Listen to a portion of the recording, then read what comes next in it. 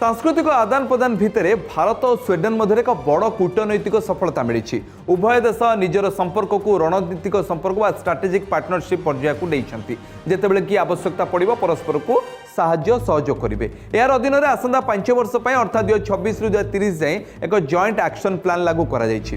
ई गस्तरे प्रधानमंत्री नरेंद्र मोदी स्वीडेन बड़ बड़ शिल्पपति और सीईओ मान सहित गुरुत्वपूर्ण बैठक भी करिसेंति। मोदी स्वीडेन कंपनी गुडी को भारत में पुंजीनिवेश करने को आमंत्रण भी करिसेंति। विशेषकर make in India, national green hydrogen mission और क्रिटिकल मिनरल मिशन जहाँकि जेहेतु कि खनि संपन्न भारत विशेषकर ओडिशा या लाभ पाई पारे। एसो भितर पीएम मोदी कहते जे स्वीडेन पाखरे इनोवेशन व नूतनता अच्छी एवं भारत पाखरे बड़ बजार अच्छी, दक्ष युव शक्ति अच्छी, नुआ आइडिया भी अच्छी। जदि दुईटी जाक देश मिसी जाती ताले 21 शताब्दी में विश्वर अनेक समस्यार समाधान हो पार।